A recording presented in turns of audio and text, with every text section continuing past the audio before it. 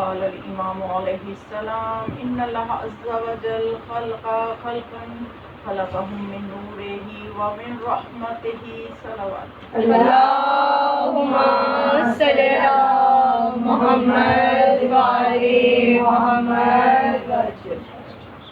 امام علیہ السلام کا بہت ہی خوبصورت فرمان آپ کی سماعتوں کے لیے میں نے ہدیہ کیا، جس میں مولا فرماتے ہیں کہ اللہ نے مخلوق کو خلق کیا من نور ہی، اپنے نور سے، و رحمت ہی، اور اپنی رحمت سے، لرحمت ہی، تاکہ وہ اس کی رحمت کو دنیا میں ظاہر کرے۔ تو آپ سمجھ گئے کہ یہ کوئی عام مخلوق کی بات نہیں ہو رہی، یہ خاص خلقت کی بات ہو رہی ہے، یہ خلقت محمد و آل محمد کی بات ہو رہی ہے، کیونکہ وہی اللہ کی صفات کا دنیا میں مظہر ہے۔ اللہ کی رحمت اگر دیکھنی ہے تو ان میں نظر آئے گی، کیونکہ اللہ کو تو ہم مادی نگاہوں سے نہیں دیکھ سکتے، تو اللہ نے اپنی معرفت کروانی ہے مخلوق کو۔ اللہ نے آل محمد کو خلق اس لیے کیا، محمد و آل محمد کو اس لیے خلق کیا کہ ہم اس اللہ کو پہچانیں۔ تو جب اللہ نے اپنی پہچان کروانی ہے تو اللہ کی صفات کا جو مظہر ہے ہستیاں، ان کو اللہ نے اپنے نور سے خلق کیا، نور عظمت سے، اور اپنی رحمت سے، یہ رحمت ہی، تاکہ دنیا والے اللہ کی رحمت کو پہچان سکیں۔ قرآن میں تصدیق بھی کر دی، وما ارسلناک الا رحمت للعالمین، کہ اے میرے رسول میں تجھے کچھ نہیں لیکن عالمین کے لیے رحمت بنا کے بھیجا۔ اللہ کی رحمت کا جو اظہار ہے وہ ذات محمد مصطفیٰ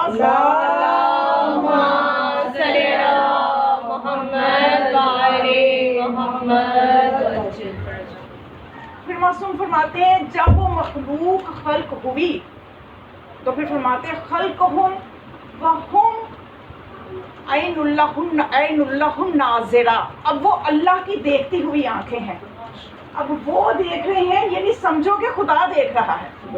وقت کا امام اگر دیکھ رہا ہے تو سمجھو یہ خدا کی نگاہ ہے۔ اب ان کی نظریں جو ہیں اس مخلوق کی، وہ ہماری، میری اور آپ کی نظروں جیسی نظر نہیں ہے، ان کی نظریں کیا ہیں؟ ہم عین اللہ ناظرہ، وہ اللہ کی دیکھتی ہوئی آنکھیں ہیں، وہ اذنہ السامعہ، اس کے سننے والے کان ہیں۔ یعنی ہم جو سرگوشیاں بھی کریں، ہماری نیتوں کو بھی اللہ جانتا ہے، تو زمانے کے امام کا بھی یہ تصرف ہے کہ وہ بھی جانتا ہے، وہ بھی جانتا ہے ہماری نیتوں کو، ہمارے ارادوں کو، کیونکہ وہ اللہ کا سننے والا کان ہے جو زمانے کا امام ہوتا ہے، جو زمانے کی حجت ہوتی ہے، جو آل محمد ہیں۔ تو معصوم فرماتے اذنہ السامعہ، یہ اس کے سننے والے کان ہیں، وَلِسَانُهُ النَّاطِقُ، اب جو ان کی زبان ہوگی وہ اللہ نطق کر رہا ہے۔ صلوات پڑھیں گے، اللہم صل علی محمد۔ توجہ فرما رہے ہیں آپ، کتنی عظیم ہستیوں کا ذکر ہو رہا ہے اور اتنی ٹھنڈی صلوات۔ اللہم صل علی محمد وعلی محمد وسلم۔ جتنا عظیم ذکر ہے، جتنی عظیم ہستیوں کا ذکر ہے، اتنی ہی توجہ دینی چاہیے آپ کو، اور اب کتنی توجہ، ہم تو اپنے حساب کے مطابق ہی توجہ دے سکتے ہیں۔ دیکھیے، میں تو چھوٹی چھوٹی سی چیزیں اگر ان پہ غور کر لیں نا، یہ چھوٹی چیزیں ہی ہماری زندگی کو بدل سکتی ہیں، اور یہ ممبر ہمیں ملا ہی بیداری کے لیے۔ تو انشاءاللہ کوشش ہوگی آپ کو بیان کرتے کرتے میں بھی بیدار ہو جاؤں گی، آپ بھی بیدار ہو جائیں گے۔ ہم سب کو ضرورت ہے کہ ہم نے ایک عام سے منسٹر کو ملنے جانا ہو تو ہمیں ٹائم لینا پڑتا ہے، ایسا ہی ہے نا، ٹائم لیتے، وہ بھی کسی کسی کو ملتا ہے، کسی کو نہیں ملتا۔ آج کتنے لوگوں نے عمران خان سے بات کی ہوگی؟ بہت چند ملیں گے آپ کو جنہوں نے بالمشافہ ملاقات کی ہوگی، اور عمران خان سے وزیر اعظم ہے بھائی، ٹھیک ہے، جتنا مرتبہ بلند ہوگا اتنی ملاقات مشکل ہوگی۔ مجھے بتائیے کیا خدا سے بلند کسی کا مرتبہ ہے؟ خدا سے بڑی کوئی ہستی ہے؟ کائنات کا مالک، عالمین کا مالک، تو وہ کہتا ہے کہ مجھ سے ملاقات کے لیے وقت نہ مانگو، جب چاہو مجھ سے ملو، جب چاہو میرے سے گفتگو کرو۔ بلکہ جو اس سے گفتگو نہیں کرتا وہ اس سے ناراض ہے، جو اس سے نہیں مانگتا وہ اس سے ناراض ہوتا ہے کہ مجھ سے مانگتے کیوں نہیں ہو، مجھ سے مانگو، میرے سے باتیں کرو، میں تم سے باتیں کروں گا۔ تو کس طرح سے اللہ سے بات کی جائے؟ تو مولا کائنات فرماتے ہیں کہ جب میں اللہ سے کلام کرنا چاہتا ہوں تو میں نماز پڑھتا ہوں، جب میں چاہتا ہوں اللہ میرے سے بات کرے تو میں قرآن پڑھتا ہوں۔ تو قرآن جو ہے یہ اللہ ہم سے بات کر رہا ہے۔ ہم کبھی ویسے پڑھتے ہیں قرآن، شاید روٹین نہ ہو، لیکن آپ اس کی ایک روٹین بنائیں۔ آپ جب بھی کوئی سورہ پڑھنے لگیں تو آپ پہلے ایک تصور اپنے پہ حاوی کریں۔ یہ نہیں ہے کہ آپ کوانٹٹی پہ زور ہے جی آج میں نے 10 دفعہ سورہ ملک پڑھنی ہے، اور توجہ غور کر کے آپ ایک مرتبہ بھی پڑھ لیں، وہ آپ کو زیادہ فائدہ دے گی۔ اگر آپ یہ سوچ کے سورہ ملک پڑھیں کہ اس وقت یہ کون سی ہستی میرے سے بات کر رہی ہے، یہ اللہ ہے جو کہہ رہا ہے تبارک الذی بیدہ الملک وہو علی کل شیء قدیر، تو دیکھیں یہ جملہ کیسا اثر کرے گا جب آپ یہ تصور کر کے سورہ ملک پڑھیں گے کہ اتنی بڑی ہستی مجھ سے بات کر رہی ہے، اور خدا نے اس کے لیے کوئی وقت نہیں رکھا کہ بس اتنے بجے میرے سے ملنا اور صرف اتنا ہی ملنا، میرے سے ہر وقت جب چاہو کلام کر سکتے ہو۔ جتنا پھر یہ انسان کی معرفت اور محبت اور قرب بڑھتا چلا جاتا ہے اس کے انداز ہی بدل جاتے ہیں۔ لوگ قرآن سے استخارے کرتے ہیں، ٹھیک ہے، تو جتنا قرب زیادہ ہوتا ہے، محبت زیادہ، جس کے دل میں اللہ کے لیے جتنی معرفت ہوتی ہے، نعرہ تکبیر، اللہ اکبر، نعرہ تکبیر، اللہ اکبر، نعرہ رسالت، یا رسول اللہ، نعرہ رسالت، یا رسول اللہ، نعرہ حیدری، یا علی، حیدری، یا علی، اللہ بال بلند کر سلامات، اللہم صلی علی محمد وعلی اس محمد۔ لیے نور کو میں نے یہاں بٹھایا، ساتھ دے گی میرا یہ نا۔ ماشاءاللہ جی کی رہے نور، ماشاءاللہ۔ اللہ تعالیٰ نور کے اور نور کو زیادہ سے زیادہ اس سے تو سلامتی کے لیے صلوات پڑھیں۔ اللہم صلی علی محمد وعلی محمد۔ تو بس میں عرض کر رہی تھی کہ خدا سے بڑی کوئی ہستی نہیں ہے، بے شک، اور خدا نے اپنی معرفت کا وسیلہ ان ہستیوں کو بنایا، بے شک، جس کے ذکر کے لیے آپ سب یہاں پہ خوش نصیب ہیں، منتخب شدہ افراد ہیں جو ان ہستیوں کا ذکر مناتے ہیں، ان کی یاد کو مناتے ہیں۔ بے شک، بہت فضیلت ہے، اور ہم سے زیادہ اہل عرش ان کی معرفت رکھتے ہیں، اور وہ اپنے ذکر کے باقی رکھنے کے لیے محتاج نہیں ہے۔ بے شک۔ امام اسلام سے ایک روایت ہے، امام جعفر صادق علیہ السلام، اللہم صلی علی محمد وعلی محمد۔ امام کے اتفاقاً صحابی ہے، ان کا نام بھی جعفر ہے، جعفر بن عفان۔ امام اسلام نے اس کو بلایا، یا جعفر، اس نے کہا یا لبیک یا امام، کہ میں حاضر ہوں یا امام، جعلنی اللہ فدا کا، اللہ مجھے آپ پہ قربان کرے، حکم کیجئے۔ تو امام نے فرمایا بلغنی ان تقول شعرۃ فی الحسین علیہ السلام، میں نے سنا ہے کہ تو میرے جد حسین کے لیے شعر و شاعری کرتا ہے، میرے جد کی شان میں شعر و شاعری کرتا ہے۔ تو اس نے کہا بلا جی میں ایسا ہی ہے، میں شاعری کرتا ہوں۔ تو امام نے فرمایا پھر مجلس بپا کرو، مجلس بپا کرو۔ اسی وقت چند اور صحابہ بھی موجود تھے، تو آپ نے فرمایا اسی وقت میرے جد کی مجلس بپا کرو اور کچھ اشعار بیان کرو میرے جد کی شان، ان کا کچھ ذکر کرو میرے سامنے۔ تو اس نے جب ذکر حسین شروع کیا، مولا کے کچھ مسائل کے جملے شعر کی صورت میں جب بیان کیے، تو راوی کہتا ہے کہ گریا شروع ہو گیا، اور امام تو اتنا روئے کہ جو آنسو تھے وہ جاری ہو گئے، اللہ لحیت ہی و وجہ ہی، ان کی داڑھی پہ اور ان کے چہرے پہ آنسو جاری ہو گئے۔ اور پھر امام علیہ السلام نے فرمایا یا جعفر، اے جعفر، شہدت الملائکہ تو، کہ جہاں پہ ملائکہ حاضر تھے، بکو کما بکینا او اکثر ہو، اور وہ اتنا روئے کہ ہماری طرح بلکہ ہم سے بھی زیادہ روئے۔ اب ہمیں احساس نہیں ہے، شاہد کا لفظ یعنی شاہدہ کا مطلب ایک ہوتا ہے حضور، حاضر ہونا، ایک ہوتا ہے موجود ہونا، لیکن اس کی وجود کا احساس ہر کسی کو نہیں ہوتا۔ اب فرشتے وہاں موجود تھے، تو امام نے فرمایا اے جعفر، میں دیکھ رہا ہوں کہ یہاں پہ فرشتے ہیں۔ اب ہر کوئی نہیں دیکھ رہا، امام دیکھ رہے ہیں، اس لیے امام نے شاہدہ کا لفظ استعمال کیا، شاہدت الملائکہ، کہ یہاں پہ شہود ہوا ہے فرشتوں کا، اور وہ بھی رو رہے ہیں۔ اے جعفر، تم جو شاعری بیان کر رہے ہو، اور وہ بھی روئے ہیں، ہم بھی روئے ہیں، بلکہ وہ ہم سے زیادہ روئے ہیں۔ اور تمہیں اس کا اجر کیا ملا ہے؟ توجہ ہے، بے شک۔ کیا اجر ملتا ہے غم حسین میں جب آنسو بہائے جاتے ہیں؟ مولانا نے فرمایا اس کا اجر تمہیں ملا ہے او جب اللہ لکل جنت، تو الان کہ ابھی ابھی اسی وقت اللہ نے تیرے لیے جنت کو واجب قرار دے دیا، سبحان اللہ، بے سبحان اثرہا، اس ذکر کے اثر کی وجہ سے۔ تو یہ ذکر حسین کی برکت ہے، مولا حسین کے ذکر کی طاقت ہے۔ آج لوگ حیران ہیں کہ کتنی جنگیں ہوتی ہیں، کتنے قتل ہوتے ہیں، کتنے شہید بھی ہو جاتے ہیں، پورا پورا گھرانہ شہید ہو جاتا ہے۔ کسی وقت تک تو اخباروں میں سرخیاں بھی چلتی ہیں، اسی مکتب کے لوگ کچھ عرصہ تک یاد بھی رکھتے ہیں۔ بڑی بڑی شہادتیں مکتب شیعہ میں تو بہت سی مثالیں موجود ہیں، اور ایسی پردرد اور دردناک شہادتیں۔ ابھی میرا خیال ہے کہ 2 سال کا عرصہ نہیں ہوا ہوگا، محسن ہیجا جی کس طرح سے گلے ذبح کیا تھا ان کو، کافی عرصہ تک خبریں چلتی رہیں، تو یقیناً ان کے لیے بہت اجر ہے ان شہداء کے لیے۔ لیکن سوال یہ امت یہ لوگ یہ کرتے ہیں اپنی سطحی سی سوچ کے مطابق کہ ذکر حسین میں ایسی کون سی طاقت ہے؟ وہ 72 قربانیاں جو ایک صحرا میں ہوئی، ان کے ذکر کرنے والے بڑھتے ہی چلے جا رہے ہیں، ہر سال بڑھتے ہی۔ یہ ذکر بجائے ایک جگہ رکنے کے یا چند دن رہنے کی یا چند سالوں پر محیط یا چند صدیوں پر محیط نہیں، یہ تو بڑھتا جا رہا ہے۔ تو اس ذکر کی آخر ایسی کیا فلسفہ ہے، کیا وجہ ہے کہ اس ذکر میں کیا ایسی صلاحیت ہے؟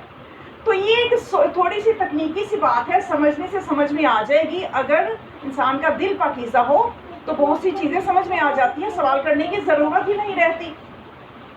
تو اصل میں جتنے بھی دوسرے شہید ہوتے ہیں یا دوسرے جتنے بھی دنیا میں کافی ظلم ہوتا ہے، بڑا ظلم ہوتا آ رہا ہے، تو ان کا ذکر صرف چند دن کیوں رہتا ہے؟ اس لیے کہ وہ ان کا ذکر محتاج ہوتا ہے ذکر کرنے والوں کا، کہ جب تک وہ ذکر کریں گے وہ ذکر باقی رہے گا۔ لیکن حسین کا ذکر محتاج نہیں ہے ہمارے ذکر کرنے سے، بلکہ ہم اپنی بقا کے لیے ذکر حسین کے محتاج ہیں۔ ہم اپنی بقا کے لیے ذکر حسین کے محتاج ہیں، ذکر حسین اپنی بقا کے لیے ہمارا محتاج نہیں ہے۔ مولا حسین کی ذات پہ بآواز بلند تر صلوات۔ اللہم صلی علی محمد وعلی محمد۔ یہ ذکر حسین کی یہ صلاحیت ہے، اس جس کا ذکر کیا جا رہا ہے اس کی صلاحیت کو دیکھا جائے گا کہ اس کی صلاحیت کس درجے کی ہے، کہ کیا وہ اپنے ذکر کی بقا کے لیے ذاکروں کا محتاج ہے؟ نہیں، ایسا نہیں ہے، ہم تو بلکہ خود ہماری بقا جو ہے وہ موقوف ہے ذکر حسین، اس لیے کہ حسین کا ذکر وہ ذکر ہے کہ جس کو اللہ یاد کرتا ہے۔ بے شک۔ اور مولا حسین علیہ السلام یعنی جتنا قلب پاکیزہ ہوگا اتنا ہی یہ ہستیاں سمجھ میں آتی ہیں، اتنے ہی ہمارے کئی ایسے اعتقادی مسئلے بھی حل ہو جاتے ہیں۔ میں جیسے کہ آپ کے سامنے ایک مثال بیان کر کے پھر میں دوبارہ اس موضوع پہ آؤں گی کہ ایک مرتبہ رسول خدا صلی اللہ علیہ وسلم صلی علی محمد وعلی محمد مسجد میں تشریف فرما تھے، صحابہ بھی موجود تھے، ایک شخص آیا آ کے نماز پڑھ رہے۔ یہ تھوڑی سی سمجھنے والی بات ہے، ہمیں بالکل سیدھے سیدھے چند معجزات وغیرہ جو ہے ان کو سنانا اتنا مناسب اس لیے نہیں سمجھتی، آج سوشل میڈیا کا دور، آپ خود کئی معجزے جو ہے وہ پڑھ لیں گے۔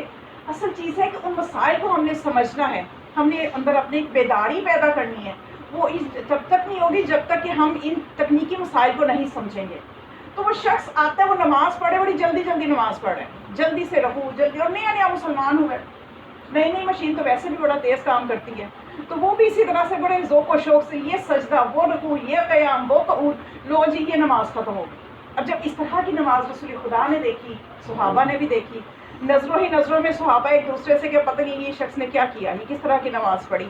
تو اب رسول خدا، یہ توجہ کرنے والی بات ہے، بہت بڑا درس ہے اس بات میں، ہمارے بہت سے اعتقادی مسئلے اس بات سے حل ہوں گے کہ رسول خدا محمد مصطفیٰ صلی اللہ علیہ وسلم صلی علی محمد وعلی محمد صحابہ کی طرف متوجہ ہوئے اور ان سے یہ نہیں فرمایا کہ اس کی نماز باطل ہے، کہ یہ کس طرح کی نماز پڑھی، اس کی تو نماز ہی، ہم تو فوراً سے باتوں کو باطل بھی کر دیتے، اتنے بڑے فقیر بھی بن جاتے ہیں۔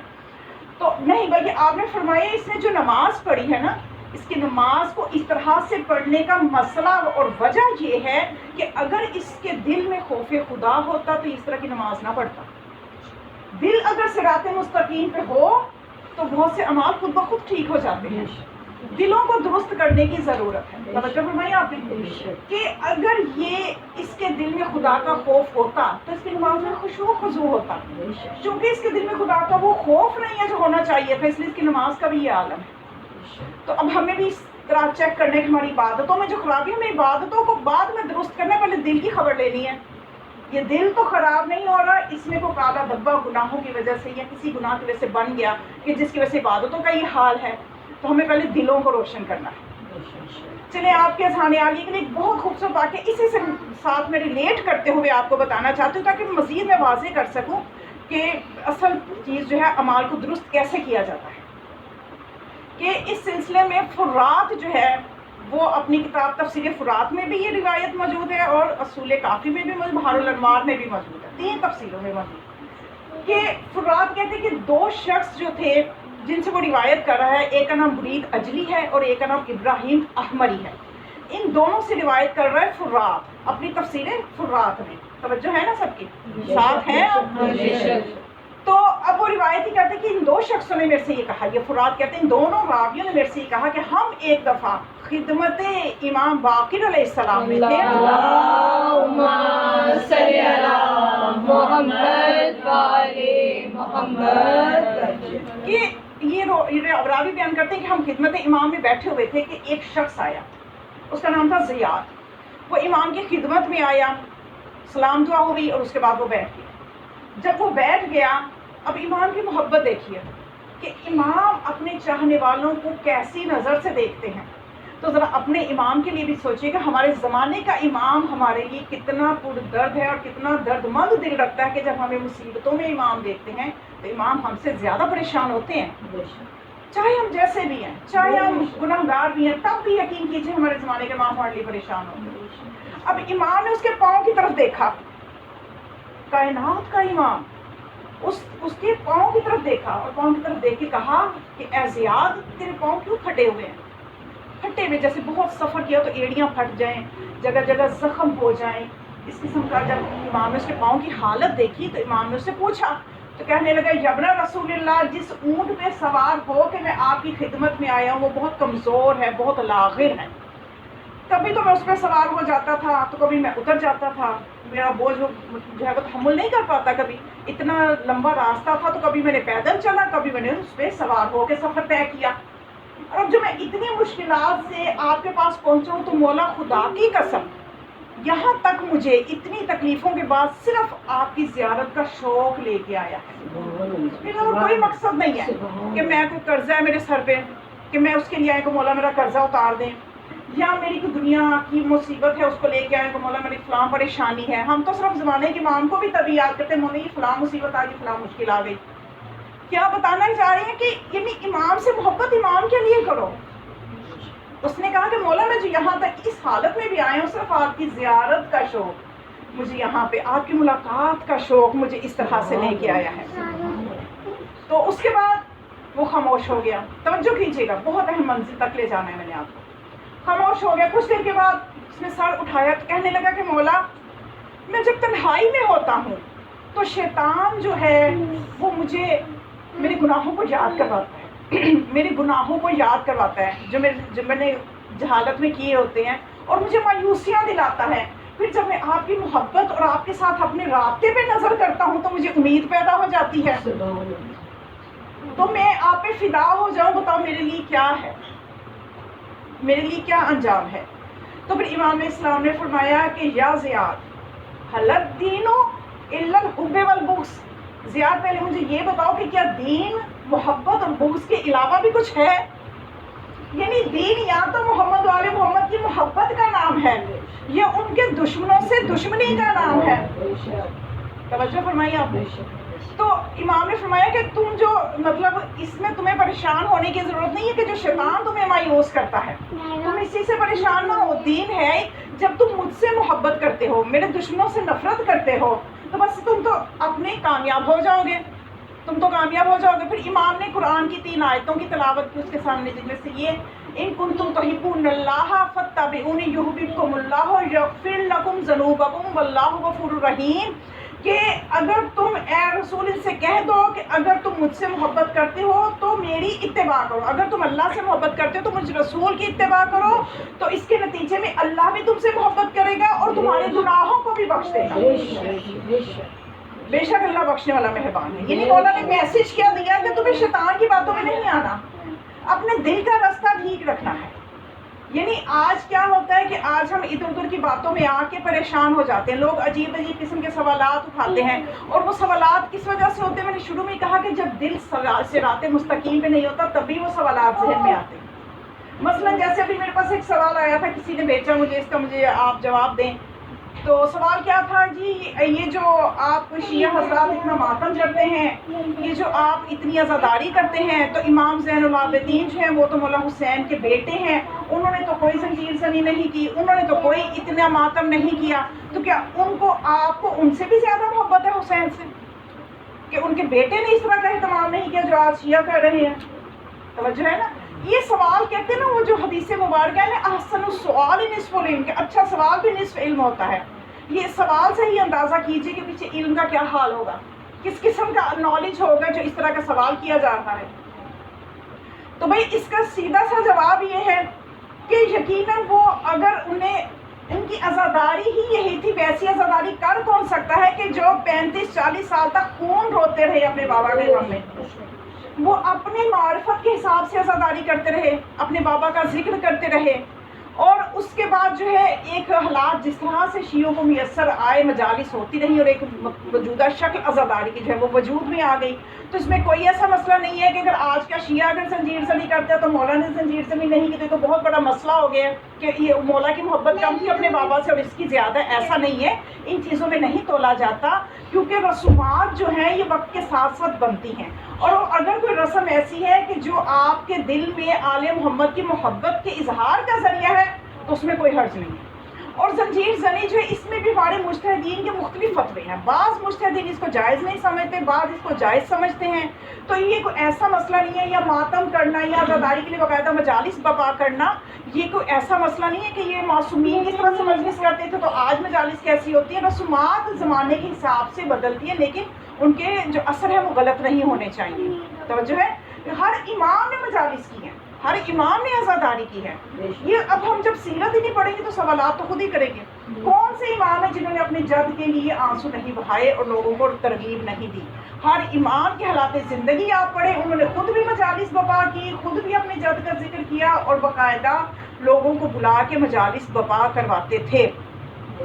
اور چلے اگر کچھ چیزیں عزاداری میں لوگوں کو, مسلمانوں کو نئی نظر آ رہی ہیں جس کی وجہ سے ان کے ذہن میں سوالات آ رہے ہیں, تو ہر چیز معصوم نے نہیں کی ہوتی تو وہی انسان کرتے, ایسے نہیں ہوتا. 12 ربیع الاول پہ یہ امت کیا کچھ نہیں کرتی. کس صحابی نے یہ سارا کچھ کیا تھا؟ یہ جو اونٹوں کو بھی سجاتے ہیں اور پتہ نہیں کتنی چیزیں جو ہے وہ بیلوں کو بھی سجایا جاتا ہے, یہ سب چیزیں یہ کس صحابی نے کی ہیں؟ ان سے سوال کیا جائے کہ یہ کس صحابی نے کیے کہ آج آپ بھی 12 کو یہ سارا کچھ کر رہے ہو, یا اہل بیت کے کس فرد نے ایسے کام 12 ربیع الاول والے دن کیے تھے جو آپ بھی ایسے کر رہے ہو؟ تو ہر چیز ایسے نہیں ہوتی کہ انہوں نے انجام دیا تو وہی, بلکہ یہ اپنی محبت کا طریقہ ہے کہ رسومات زمانے کے ساتھ کچھ نہ کچھ جو بن جاتی ہیں, لیکن وہ ایسی نہیں ہونی چاہیے کہ جو خدا اور رسول کے دین کی اثر کو کم کریں. اگر وہ محبت اہل بیت کو بڑھانے والی رسمیں ہیں تو انہیں قبول کیجئے, انہیں رائج رکھے اور انہیں رائج کیجئے. تو یہ سوالات وہی بات کہ دل کو دیکھنا ہے کہ دل آپ کا صراط مستقیم پہ ہوگا تو ایسے سوالات پیدا ہی نہیں ہوتے.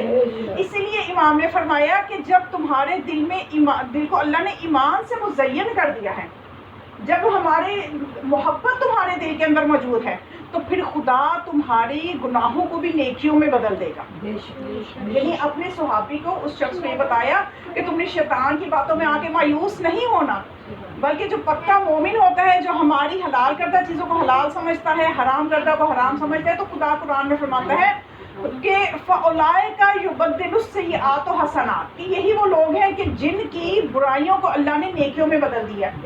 تو مولا سے کسی نے پوچھا اس آیت کا کیا مطلب ہے, یہ کون لوگ ہیں کہ جن کی برائیوں کو نیکیوں میں اللہ بدل دے گا؟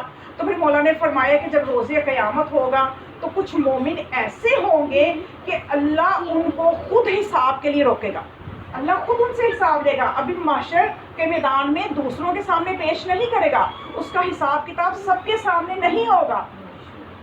کچھ لوگ ایسے ہوں گے مولا فرماتے ہیں کہ ان کو اللہ روکے گا، ان کے پوچھے گا کہ تم نے کون کون سے گناہ کیے، کیوں کہ ان کا حساب کتاب جب ہو جائے گا پھر خدا فرشتوں کو حکم دے گا کہ اس مومن کی جو برائیاں ہو گئی ہیں اس سے ان کو نیکیوں میں بدل دو۔ جب وہ نیکیوں میں بدل جائیں گی تو پھر اس کے نام اعمال کو محشر والوں کے سامنے پیش کیا جائے گا۔ تو یہ کون لوگ ہوں گے؟ یہ وہی لوگ ہوں گے کہ جن کے عقیدے درست ہیں، جو ولایت کا نور اپنے عمل میں رکھتے ہیں، اپنے دلوں میں رکھتے ہیں۔ ان کے لیے اتنی بڑی فیسلٹی موجود ہے روز محشر کہ اللہ ان کا الگ سے خود حساب لے لے گا۔ تو ان کے لیے یہ آیت اتنی ہے فَأُولَٰئِکَ یُبَدِّلُ السَّیِّئَاتِ حسنات، کے کچھ لوگ ایسے ہیں کہ جن کی بدیوں کو اللہ نیکیوں میں بدل دے گا۔ اب آپ خوش ہوں گے کہ چلو بدیاں ہو گئی ہیں تو کوئی بات نہیں، اب تو نیکیوں میں بدلی جائیں گی، نیکیوں اب تو بڑی خوشی ہو گئی نا ہمیں۔ تو چلیں میں اس کو تھوڑا سا بیلنس کر دیتی ہوں، ایک روایت اور سن لیں، اس کے بعد میں نتیجہ دینا ہے آپ کو۔ صلوات پڑھیں اللہم صلی علی محمد ایک مجھے آواز سے اچھی سی صلوات جناب اللہم صلی علی نعرہ حیدری، یا علی حیدری، یا علی حیدری، یا علی بوالے بلندتر صلوات۔ اللہم صلی علی محمد وعلی محمد۔ اصل میں ہماری قوم جو ہے اس کو کنفیوز کیا ہوا ہے پڑھنے والوں نے۔ ایک بندہ آئے گا وہ ایسی روایتیں سنائے گا نا، جیسے میں نے آپ کو سنا دی کہ قرآن کی آیت کی جب تفسیر مولا سے پوچھی، مولا یہ کون لوگ ہیں جن کی بدیاں نیکیوں میں بدل جائیں گی؟ تو مولا نے وضاحت فرما دی۔ اچھا پھر ایک آئیں گے وہ کہیں گے کہ نہیں جی عمل بہت ضروری ہے۔ میں آپ کو ایک اور روایت بھی سنا دیتی ہوں، امام باقر علیہ السلام سے ہے وہ۔ اللہم صلی علی محمد وعلی محمد۔ جابر بن یزید جعفی جس نے 17 سال امام کی خدمت کی، امام باقر علیہ السلام کی 17 سال 17 ایئر، کتنا لمبا عرصہ ہے۔ اچھا پھر یہ وہ جابر نے آپ کے ذہن میں آ رہا ہوں، یہ وہ جابر بن عبداللہ انصاری اور ہیں، ٹھیک ہے؟ یہ جابر بن یزید جعفی ہیں جو کہ امام 5ویں امام کے صحابی ہیں، اور انہوں نے 17 سال غلامی کی ہے امام کی، اور 17 سال امام کی غلامی کے بعد جب یہ الوداع کرنے لگا نا یزید جعفی، جابر بن یزید جعفی جب الوداع کے لیے آیا نا امام کے پاس، تو سوچئے امام جیسا مالک ہو اور معرفت رکھنے والا غلام ہو تو الوداع کا جو ہے یہ کتنا حساس سا وقت ہوگا نا، کتنی تکلیف اور مشکل کا وقت ہوگا ایسے امام کو الوداع کہنا۔ بہرحال اس کے کچھ حالات ایسے ہوئے کہ اس نے اب اپنے آپ کو امام کے یعنی اس سے الوداع کہنے کا وقت آ گیا امام کو، تو اس نے کہا امام سے کہ مولا کوئی پیغام دیجئے، کوئی حدیث سنائیے آپ کہ جو میں آپ کے شیعوں تک پہنچاؤں۔ تو وہ کہنے لگا، تو پھر امام اسلام نے اس سے کہا کہ تم نے 17 سال میرے پاس رہے ہو، بے شمار حدیثیں تم نے مجھ سے سنی ہیں، تو ابھی بھی تم مجھ سے مطالبہ کر رہے ہو کہ میں تمہیں کوئی حدیث سناؤں جو تم میرے شیعوں تک پہنچاؤ۔ تو کہنے لگا کہ مولا آپ ایک گہرا سمندر ہیں کہ یہاں سے جتنا بھی ہم لیں گے پیاس نہیں بجھتی، اور کبھی بھی ایسا عمیق سمندر ہے آپ کہ آپ کی تہ تک نہیں پہنچا جا سکتا، ایسا علم کا سمندر ہے آپ کہ آپ کی گہرائی کو نہیں پہنچا جا سکتا۔ تو میں اس لیے اس کا یہ دل چاہا کہ میں چلتے چلتے بھی مولا سے کچھ لے لوں۔ تو کہنے لگا مولا کوئی حدیث اپنی بتائیے جو میں آپ کو پیغام دیجیے۔ تو امام نے فرمایا فَأَبْلِغْ عَنِّي الشِّيَعِ، میرے شیعوں تک یہ پیغام پہنچے، سب سے پہلے میرا سلام پہنچانا، کہ جب تم لوگوں میں جاؤ سب سے پہلے میرا سلام پہنچانا، اس کے بعد میرا پیغام دینا کہ ہمارے اور اللہ کے درمیان کوئی رشتہ داری نہیں ہے کہ تم گناہ کرتے جاؤ اور ہم بخشواتے جائیں۔ مستند روایت ہے کہ لوگوں کو یہ میرا پیغام دے دینا کہ ہماری اور اللہ کے درمیان کوئی قرابت داری نہیں ہے، کوئی رشتہ داری نہیں ہے کہ تم گناہ کرنا اور ہم بخشوا دیں گے۔ جو اللہ کی اطاعت نہیں کرے گا اس کو اللہ کا قرب نہیں ملے گا، اور چاہے وہ ہم سے محبت کرے، اور جو ہم سے محبت کرتا ہوگا اور اللہ کی اطاعت کرے گا اس کو اللہ کا قرب ملے گا۔ سیدھی سی بات ہونا۔ آگے بھی روایت بہت لمبی ہے، میں نے صرف اپنے مطلب کے لیے تھوڑی سی آپ کے سامنے بیان کی ہے، پوری بیان کروں گی تو آپ تھک جائیں گے، سنیں گے نہیں، کیونکہ اس میں نصیحتیں بہت زیادہ ہیں سننے والی، تو نصیحت جو ہے اتنی ہی سنانی چاہیے جتنی اثر کرے۔ بہت زیادہ سنا دوں گی تو اوور فلو ہو جائے گا تو وہ ساری بہہ جائیں گی، اس لیے میری کوشش ہے اتنی سناؤں کہ جتنی دل و دماغ میں اتر جائیں اور عمل سے ظاہر ہو جائیں. صلوات پڑھیں. اللہم صلی علی محمد وعلی محمد وسلم. اب یہ دو طرح کی روایتیں ہو گئی. اب یہ پڑھنے والے کنفیوز کر جاتے ہیں, سننے والے کنفیوز ہو جاتے ہیں. کوئی آج تک اس کنفیوژن کو دور کرنے کی کوشش ہی نہیں کی. چلیں آج تھوڑی سی کوشش میں کرتی ہوں. اب ان روایات کا جو مختلف ہیں ان کو جمع کیسے کیا جائے, نتیجہ کیسے لیا جائے, پھر کیا کیا جائے, گناہ کیے جائیں کہ نہ کیے جائیں, گناہ کی کوئی گنجائش بن رہی ہے کہ نہیں. تو ہمیں ان روایات پر جو ہم غور کریں گے تو اس کا نتیجہ یہ لیں گے کہ کچھ روایات ایسی ہیں جو ہمیں یہ واضح بتاتی ہیں کہ اگر آل محمد سے محبت ہو انسان کو اور وہ گناہ بھی کریں تو اس کے لیے گنجائش ہے کہ وہ مرنے سے پہلے توبہ کر لے. اگر توبہ کر لے گا تو ان کی مدد آ جائے گی, قبر میں ہی آ جائے گی, مرتے وقت ہی شروع ہو جائے گی ان کی مدد. جب سانس سے حلق پہ پہنچے گی ان کی مدد شروع ہو جائے گی. کہ اگر وہ محبت بھی کرتا تھا, گناہ بھی ہو جاتے تھے, لیکن چلو اس نے توبہ بھی کی. اور اگر وہ محبت بھی کرتا تھا اور اس زون میں گناہ کرتا تھا کہ آل محمد بخشوا لیں گے, کیا ضرورت ہے نماز کی, کیا ضرورت ہے روزے کی, تو گناہ بھی کرتا رہا, نیکیاں بھی, اپنے فرائض بھی انجام نہ دیے اور توبہ کا بھی موقع اس کو نہ ملا, نہ کی. کیونکہ مولا فرماتے ہیں کہ بعض گناہ ایسے ہیں کہ توبہ کی توفیق سلب کر لیتے ہیں. دعائے میں کے جملے آپ کے اذہان عالیہ میں ہوں گے. اللہم اغفر لی الذنوب التی تحت کل شمس. اے خدا مجھے ان گناہوں سے بچا جو عصمت طری کرتے ہیں, مجھے ان گناہوں سے بچا جو بلاؤں پر نازل کرتے ہیں, مجھے ان گناہوں سے بچا جو نا امید کرتے ہیں. یعنی گناہوں کی بھی بڑی قسمیں ہیں, ورائٹی ہے. اب ہمیں پتہ ہی نہیں ہم کس ورائٹی پہ چل رہے ہیں. ہمیں تو نہیں نا اتنا پتا کہ ہم یہ گناہ کریں اس کا کیا اثر ہوگا. بہتر یہی کہ گناہ نہ ہی کرے, آپشن نہیں ہے گناہ کرنے کی. تو آل محمد سے محبت اگر کسی نے کی اور گناہ بھی کیے اور اس زوم میں کیے کہ وہ بچا لیں گے تو اس کے لیے تو کچھ بھی نہیں ہے. تو اگر کسی نے محبت کی, ساتھ نیکیاں بھی کرتا رہا, گناہ بھی ہوتے رہے, فطرت خاکی ہے, گناہ بھی ہوتے رہے, توبہ بھی کرتا رہا, پھر گناہ کرتا رہا, تو بہرحال توبہ بھی کرتا رہا, اس کو توفیق ملتی رہی توبہ کی, تو پھر یہ ہستیاں جو ہیں یہ مدد کریں گی, برزخ میں بھی کریں گی, قیامت میں بھی کریں گی. لیکن کچھ چاہنے والوں کی ایسی قسمیں ہیں کہ جنہوں نے توبہ نہ کی, محبت تو تھی ہے لیکن کبھی نماز پڑھتا وہ بندہ نظر نہ آیا, مجلسوں میں, ماتم میں, جلوسوں میں, سنگتوں میں نظر آ رہا ہے, مصلی پہ کبھی نظر ہی نہیں آتا. ٹھیک ہے, یہ بھی ایک قسم ہے, بڑی قسمیں ہیں لوگوں کی, چاہنے والوں کی بھی بڑی قسمیں ہیں. تو اب ایسے بھی لوگ ہیں تو اب ان کو توبہ کی توفیق بھی نہیں ملی, کبھی واجبات کو ادا ہی نہیں کیا, تو ان کے لیے پھر برزخ میں مدد نہیں ہے. برزخ میں یہ اپنے گناہوں کا عذاب جھیلیں گے. جو میں نے نتیجہ نکالا ہے نا روایات کو, مختلف روایات کو مطالعہ کر کے, وہ یہی ہے کہ یہ برزخ اور قبر میں جھیلیں گے, محشر میں پھر ان کی محبت کام آئے گی. اگر تو اتنی ہمت ہے کہ قبر کو برداشت کر لیں, برزخ کو برداشت کر لیں, تو کر لو گناہ, بہرحال محشر میں کام آ جائے گی ان کی محبت. ڈر گئے ہیں, پریشان ہو گئے ہیں. صلوات پڑھیں. اللہم صلی علی محمد وعلی محمد.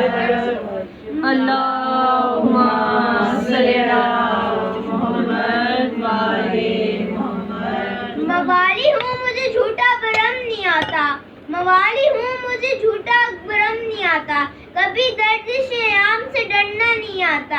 میں گھبراؤں بھلا کیوں, میں گھبراؤں بھلا کیوں تغیر نار جہنم سے, وہ گھبرائے جس کو نعت علی نہیں آتا. نعرہ حیدری, حیدری, آواز بلند کر صلوات. اللہم صلی علی محمد وعلی محمد.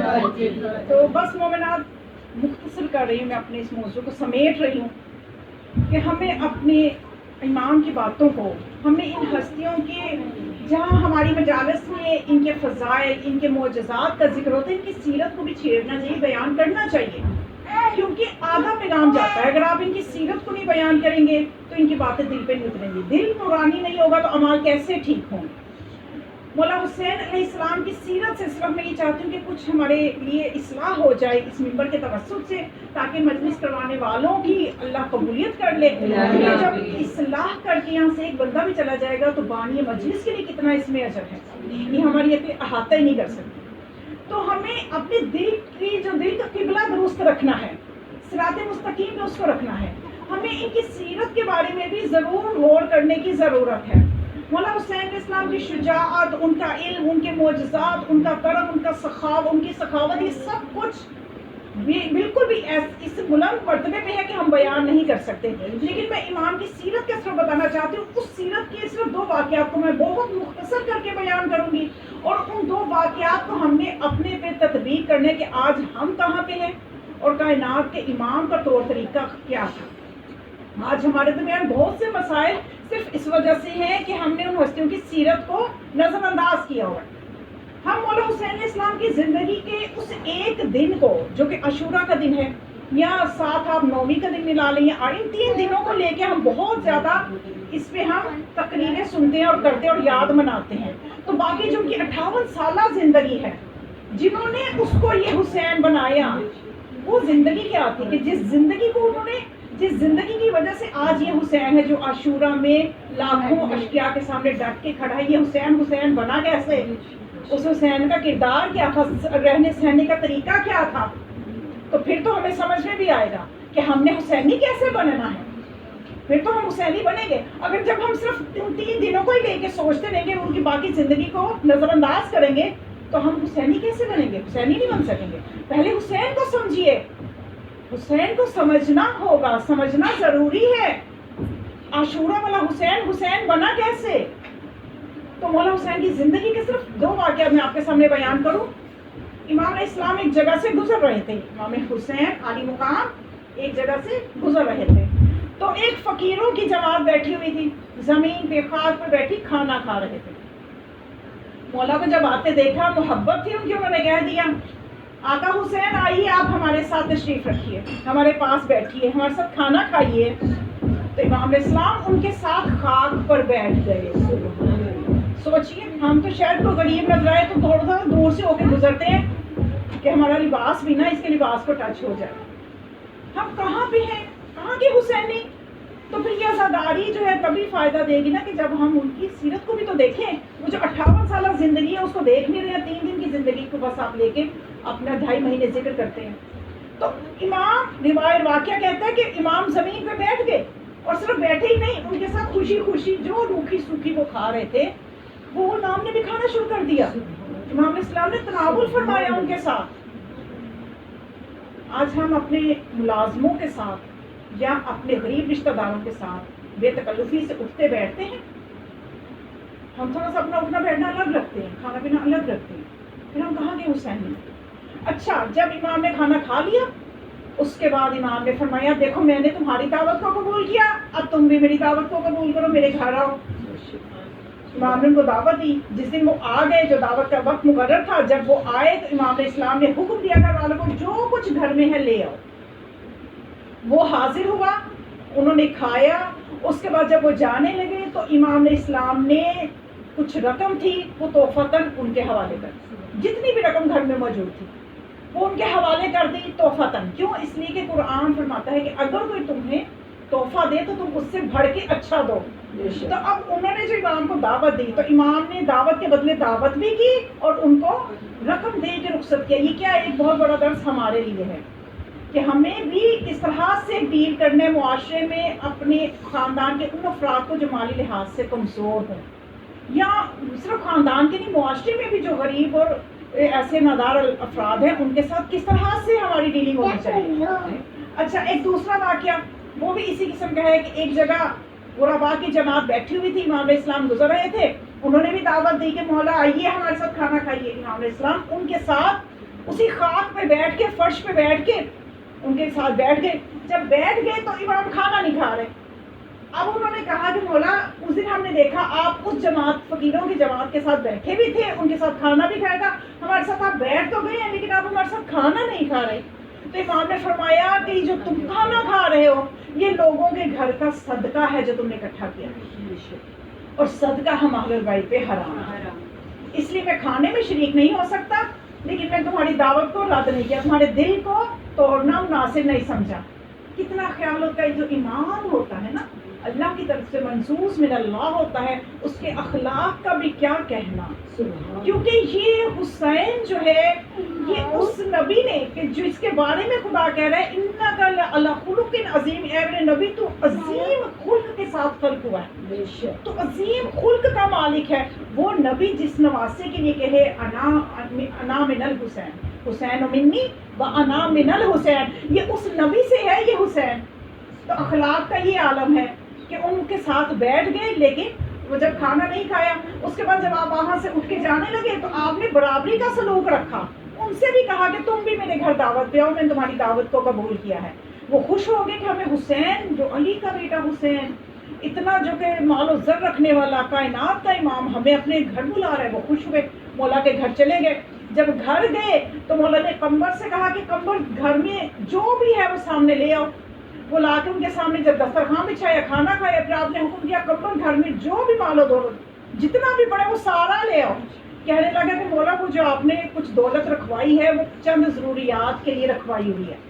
جب قمر نے کہا تو مولا نے فرمایا کہ اس سے بڑی ضرورت کیا ہے کہ میں چند محتاجوں کی مدد کر دوں، تو آپ نے وہ ساری دولت ان کے دامن میں ڈال دی۔ یہ ہے وہ سیرت جس کو ہمیں دیکھ، گرچہ ہم اس حد تک تو نہیں کر سکتے لیکن ہم اپنے آپ کی اصلاح تو کر سکتے ہیں۔ یہ وہ چیز ہے کہ جب ہم ان کی سیرت کو اپنے اندر اتاریں گے پھر وہ ہمارے عمل سے بھی ہم حسینی لگیں گے، پھر ہمارا عمل جو ہے پھر ہم وہ والے مومن بنیں گے کہ جن کی بدیوں کو اللہ نیکیوں میں بدل دے گا۔ صلوات پڑھیں۔ اللہم صلی علی محمد و آل محمد۔ بس ایک محب کا واقعہ کہ جو واقعہ امام کے ساتھ رہتے ہیں اور امام کی سیرت کو سمجھتے ہیں، اور جو آج بھی جو سچے مومن ہیں جو امام کی سیرت کو سمجھنا چاہتے ہیں تو ان کے لیے جو فضائل اور برکتیں ہیں اور ان کا جو انداز ہے اس کو ہم نے دیکھا ہے کہ آج کیا ہم اتنی تڑپ اپنے امام کے لیے رکھتے ہیں۔ ایک مرتبہ امام باقر علیہ السلام کی خدمت میں اللہم صلی علی محمد و آل محمد۔ راوی کہتا ہے کہ میں امام اسلام کے گھر میں موجود تھا اور امام اسلام کے گھر میں بہت رش تھا، بہت سے افراد موجود تھے، توجہ ہے تھکے تو نہیں، بہت سے افراد موجود تھے۔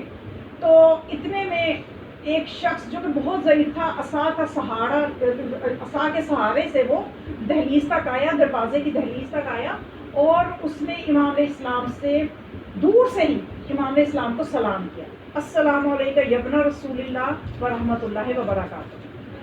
تو جب امام اسلام کو سلام کیا اس ضعیف آدمی نے تو امام اسلام نے اس کی طرف متوجہ ہو کے رخ کر کے اس کے سلام کا جواب دیا۔ جب اس کے سلام کا جواب دیا تو وہ شخص آگے آیا، آگے آ کے جتنے بھی سامعین جتنے بھی لوگ وہاں موجود تھے ان کی طرف اس ضعیف آدمی نے، اس بوڑھے آدمی نے ان کی طرف رخ کیا اور ان سب کو بھی سلام کیا، ان سب نے بھی سلام کا جواب دیا۔ جب ان سب نے بھی سلام کا جواب دیا تو اب یہ شخص جو تھا نا کچھ دیر چپ رہا، چپ رہنے کے بعد یہ امام کی طرف متوجہ ہوا اور کہنے لگا یبن رسول اللہ مجھے اپنے قریب بیٹھنے کی اجازت دیجیے، مجھے اپنے پاس بٹھائیے، مجھے اپنے پاس بیٹھنے کی اجازت دیجیے، اس لیے کہ میں آپ سے محبت کرتا ہوں، میں آپ سے محبت کرتا ہوں اور آپ کے دوستوں سے بھی محبت کرتا ہوں اور آپ سے بھی محبت کرتا ہوں، اور میری جو یہ محبت ہے یہ کسی دنیا کے لالچ کی وجہ سے نہیں ہے۔ اس نے وضاحت کی، یعنی جیسے دیکھیں نا ہم اپنے امام سے محبت کے دعوے کرتے ہیں لیکن ہماری محبت کے پیچھے کوئی نہ کوئی مسئلہ ضرور ہوتا ہے، کوئی نہ کوئی مجبوری ضرور ہوتی ہے کہ آج اگر ہم نماز استغاثہ امام پڑھ رہے ہیں، 2 رکعت نماز استغاثہ امام زمانہ، تو ہماری کو حاجت ہی ہوگی پیچھے، اس لیے نہیں ہوگی کہ آج میں امام کی محبت میں استغاثے کی نماز پڑھی کہ مجھے امام اپنی زیارت کروائیں یا مجھے امام کا قرب ملے یا امام کی توجہ ملے، یہ چیزیں ہماری ڈیمانڈ کم نہیں ہوتی ہے، پیچھے کوئی نہ کوئی دنیا کی مشکل ہی ہوگی تو ہم مسلح پہ کھڑے ہو کے نماز استغاثہ پڑھیں گے۔ لیکن یہ بوڑھا آدمی یہ کیا کہتے ہیں امام کو کہ مولا میں آپ سے محبت کرتا ہوں، آپ کے دوستوں سے بھی محبت کرتا ہوں، جو آپ سے محبت کرنے والے ہیں ان سے بھی محبت کرتا ہوں، لیکن اس میں میرا تو دنیا کا لالچ نہیں ہے کہ مجھے آپ سے کچھ چاہیے۔ زمانے کا امام سامنے کھڑے ہو کہتے مجھے کچھ نہیں چاہیے آپ سے، کہتے میں اس چیز کے لالچ کے لیے محبت ہی نہیں اس لیے کرتا کہ میں آپ سے کچھ لینے آیا ہوں۔ پھر اس کے بعد کہتا ہے کہ میں آپ کے دشمنوں سے دشمنی رکھتا ہوں اور مولا قسم کھا کے کہتا ہوں کہ میری یہ دشمنی میرے ذاتی انتقام کی وجہ سے نہیں ہے، توجہ ہے. آج ہماری دوستی اور دشمنی ہمارے اپنے مفادات کی نظر ہوتی ہے. ہمارا مفاد تھا تو دوستی تھی. ہم یہ دیکھتے نہیں کہ اگر ہم کسی سے دشمنی کر رہے ہیں، اگر جس سے دشمنی کر رہے ہیں وہ ہمارے لاکھ خلاف ہو، وہ لاکھ ہمارا نقصان کر رہا ہو، لیکن اگر ہم یہ دیکھ لیں کہ یہ علی محمد کے لیے رونے والا ہے تو ہمیں اس سے دشمنی نہیں کرنی چاہیے. یہ کتنا مشکل ہے، بہت مشکل ہے. اس وقت ہمیں سمجھ میں آ رہی ہیں باتیں، لیکن پریکٹیکل میں جب ہم جائیں گے تو ہم یہ نہیں دیکھیں گے کہ یہ میں اس سے اگر دوستی ختم کر رہی ہوں تو یہ آل محمد کے لیے دوستی رکھنے والی ہے، دشمنی رکھنے والی ہے، اس لیے ختم کر رہی ہوں، میں اپنے ذاتی مسئلے کے لیے ختم کر رہی ہوں، یا میں کسی سے دوستی بڑھا رہی ہوں اپنے مفاد کے لیے بڑھا رہی ہوں، یا کہ اس لیے بڑھا رہی ہوں کہ مجھے اس لیے اچھی لگتی ہے کہ آل محمد سے محبت کرنے والی ہے. ہم نے یہ معیار کبھی سوچا ہی نہیں ہے جو یہ آدمی معیار دے رہا ہے کہ مولا میں آپ کے دوستوں سے بھی دوستی آپ کی وجہ سے کرتا ہوں، اپنے کسی مفاد کی وجہ سے نہیں کرتا. میں آپ کے دشمنوں سے دشمنی بھی اپنی کسی ذاتی انتقام کی وجہ سے نہیں کرتا، آپ کی وجہ سے دشمنی کرتا ہوں کہ وہ آپ کا دشمن ہے. اور میں آپ کے حلال کو حلال، آپ کے حرام کردہ کو حرام سمجھتا ہوں، اور میں آپ کی حکومت کریمہ کا منتظر ہوں کہ یہ جو حکومت ہے یہ آپ کی ہونی چاہیے. یہ جو حاکم تخت پہ بیٹھا ہے یہ اس کو نہیں تخت پہ بیٹھنا چاہیے. یعنی میں غدیری ہوں. توجہ فرمائی آپ نے. تو اب جب اس نے یہ سارا کچھ بیان کیا تو اس کے بعد کہتا ہے کہ مولا بتائیے میرے لیے کیا اجر ہے، یہ میرا عقیدہ ہے، یہ میری اپروچ ہے، یہ میری معرفت ہے، بتائیے میرے لیے کیا ہے. اب ذرا توجہ کیجیے امام نے کیا فرمایا. امام نے فرمایا کہ یہی سوال میرے جد حسین سے ایک مرتبہ ایک شخص نے کیا تھا، تو میرے جد حسین نے اس کا جواب یہ دیا تھا کہ جو شخص اس طرح کی محبت کے لیے، لیول آپ کو میں نے سمجھا دی ہے، جو اس طرح کی محبت کے لیے اس کو ملتا کیا ہے. تو اپنے جد حسین کی روایت مولا بیان کر رہے ہیں، اور مولا بتاتے ہیں کہ میرے جد حسین نے یہ کہا تھا اس سے ان تمت کہ اگر تو مر گیا تو ردو علی رسول اللہ و علی والحسن والحسین و علی ابن الحسین، کہ اگر تو مر گیا تو لوٹایا جائے گا اس مقام پہ کہ جس مقام پہ رسول اللہ ہے، جس مقام پہ علی ہے، جس مقام پہ حسن حسین اور علی بن حسین ہے، وہ تیرا مقام ہوگا. تیری آنکھیں روشن ہوگی، تیرا دل ٹھنڈا ہوگا، اور تو ان کے مقام میں ان کے ساتھ ہوگا. اب اس سے آگے کیا چاہیے؟ ان کے مقام میں تو ان کے ساتھ ہوگا، اور تیری آنکھیں روشن ہوں گی، اور جب تیری جان حلقوم تک پہنچے گی. کتنا خوف ہے اس چیز کا. ہر کوئی چاہتا ہے نا کہ میرا یہ مرحلہ آسان ہو، کیونکہ آخرت کی طرف پہلا قدم یہ وقت احتضار سے شروع ہوتا ہے، اور سب سے پہلا یہ سب سے خوفناک منزل ہے. تو اس کے وقت مولا فرماتے ہیں کہ جب تو اس لیول کی تیری معرفت ہے نا تو بے فکر ہو جا کہ جب تیری جان حلقوم میں ہوگی. تو میرے جد حسین کا یہ فرمان ہے کہ اس وقت جو فرشتے ہیں ملک الموت ہے وہ گلدستہ لے کر تیرے سامنے اپنے بازو پھیلا کے طرف استقبال کرتے ہیں. بر محمد و آل محمد بآواز بلند تر صلوات. اللہم صلی علی محمد و آل محمد. یہ وہ سچی معرفت ہے جس تک ہم نے اپنے آپ کو پہنچانا ہے. تو پھر ہمیں یہ کچھ ملے گا کہ اس سے آگے کچھ چاہیے، اس سے آگے کوئی منزل نہیں ہے. جب آل محمد علیہ السلام کے ساتھ اور وقت انتظار کے وقت اتنی آسانی کہ ملک الموت استقبال کرے پھولوں کا گلدستہ لے کے، اور کیا چاہیے؟ باقی ساری خواہشات کو چھوڑ دیں کہ میرا گھر اتنے مرلے کا تو اتنے کا ہونا چاہیے، میری گاڑی اس طرح کی، چھوڑ دیں. ان چیزوں میں یہی رہ جانا ہے. اس چیز کے لیے سوچیں کہ ہم اپنے وقت انتظار کو کیسے آسان کریں، ہم آخرت کے مقام کو کیسے پائیں جو مقام آل محمد ہو. ہم اپنی معرفت کو بڑھائیں، اس شخص نے جو بتایا جیسے اس لیول پہ لے کے آئیں. اور پھر اس کے بعد جب اس نے اس ضعیف شخص نے، اس بوڑھے شخص نے یہ سنا کہ مجھے اتنا مل جائے گا تو وہ خوشی سے دیوانہ ہو گیا، رونے لگ گیا خوشی سے، اور اس کے خوشی کے آنسو نہیں رک رہے تھے. اور کہنے لگا مولا دوبارہ فرمائیے. مجھے اپنے کانوں پہ ہی نہیں اس کو یقین نہیں آ رہا تھا. مولا دوبارہ فرمائیے کیا کیا ملے گا. مولا نے پھر وہی سب کچھ فرمایا کہ یہ سب کچھ تمہیں ملے گا. پھر اس کے بعد وہ حیرانی کے عالم میں اسی مقام کو دہراتا جا رہا تھا کہ میں رسول اللہ کے ساتھ، میں حسن کے ساتھ، میں علی کے ساتھ. اور ملک الموت اس طرح سے بڑے ان چیزوں کو دہراتے دہراتے وہ روتے روتے زمین پہ گر پڑا. جب زمین پہ گر پڑا امام خود اس کے پاس تشریف لائے. اس نے امام اور اس کی اپنے ہاتھوں سے امام نے اس کے آنسوؤں کو پوچھا، اس کے آنسوؤں کو صاف کیا، اس کے بعد امام کے ہاتھ کو پکڑ کے اس نے دست مبارک کو اپنے چہرے پہ رخساروں پہ ملنا شروع کر دیا. پھر اپنے کرتے کو اٹھایا, اپنے پیٹ پہ اور اپنے سینے پہ امام کے ہاتھ کو ملنا شروع کر دیا, اور پھر خدا حافظ کہہ کے وہاں سے چلا گیا. راوی کہتا ہے کہ جب وہ جا رہا تھا امام اس کو دیکھ رہے تھے. جب وہ جا رہا تھا امام دیکھ رہے تھے, جب وہ امام اس کو دیکھ رہے تھے تو امام نے تمام لوگوں سے توجہ کو فرمایا, من احب ان ينظر الى الرجل فی الجنہ, اگر کوئی چاہتا ہے کہ ایسے مرد کو دیکھیں جو جنتی ہو تو پھر اس مرد کو دیکھ لو, یہ دنیا میں تمہیں جنتی میں دکھا رہا ہوں. تو یہ ہے آل محمد سے جب محبت کی جائے, جب معرفت کے ساتھ محبت کی جائے. تو بس مومنات, یہی وہ ایک پیغام تھا جو میں آپ کی سماعتوں کے لیے ہدیہ کرنا چاہتی تھی. خداوند متعال ہماری اس کوشش کو قبول فرمائے, اور مزید اس کو قبولیت تب ملے گی جب ہم حسین کے ننھے شہزادے کا قصہ پیش کریں گے مولا کی خدمت میں, خاص طور پہ امام زمان علیہ السلام جو کہ وارث عزاداری ہیں, عزاداری کے وارث ہیں, وارث عزا ہیں. ہم ان کو تعزیت پیش کرتے ہیں. کس کی تعزیت پیش کرتے ہیں؟ اس تصور سے ہی روح کانپ جاتی ہے. 6 ماہ کے معصوم بچے کی تعزیت, 6 ماہ کا سن. اس عمر کے بچے کو ایک شخص جو تھا, ایک مفکر تھا, اسے ایک جگہ پہ علی اصغر ڈے کے موقع پہ کتاب کا موقع ملا, تو اس کے ایک جملے نے محفل کو رلا دیا کہ ان ظالموں کے ظلم کا کیا کہنا کہ جنہوں نے اتنے معصوم بچے کو تیر مارا, کہ جو اتنا کم سن تھا, جس کو یہی نہیں پتا تھا کہ تیر کھا کے رونا ہے یا ہنسنا ہے.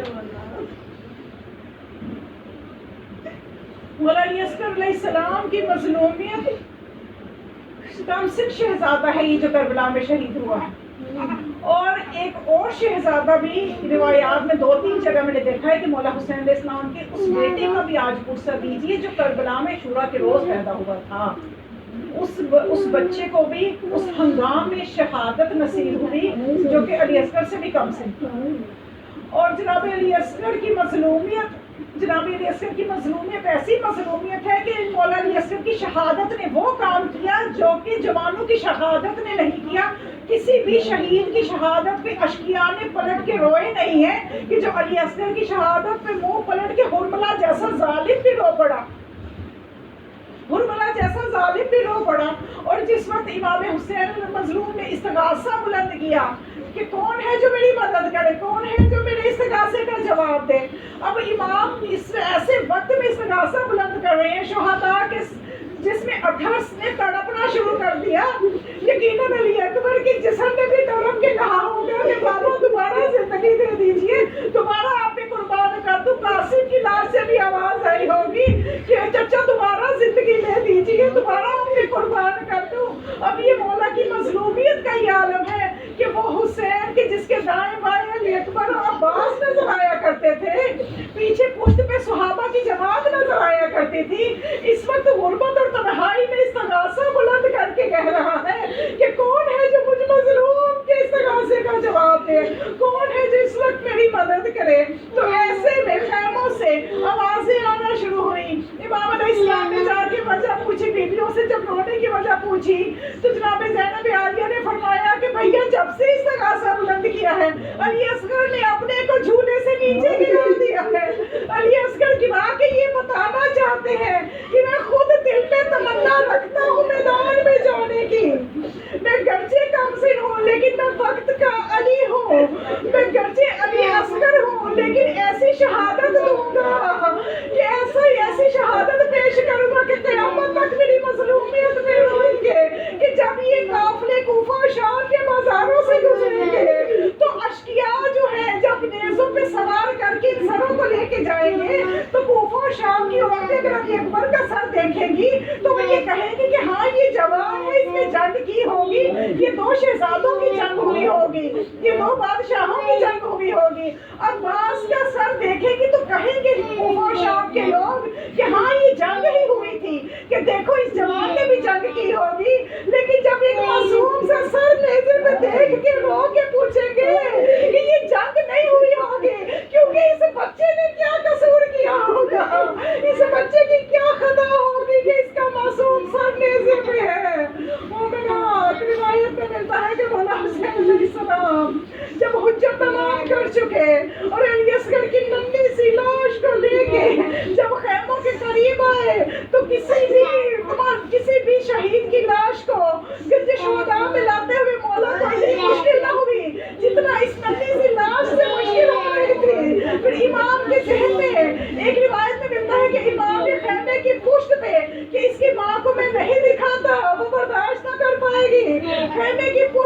قبر کو کھودنا شروع کیا.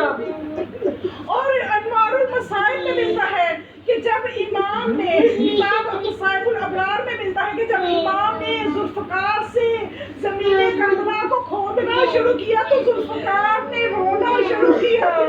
مولا نے کہا ذوالفقار تو روتی کیوں ہے؟ تو ذوالفقار نے کہا کہ اے میرے امام، جب میں علی کے ہاتھوں میں تھی تو علی نے ایک میدانی جگہ جنگ سے واپس آئے، وہاں سے فتح یاب، حالانکہ فتح یاب ہو کے آئے اور میں خون آلودہ تھی، اور جب وہ گھر تشریف لائے تو سید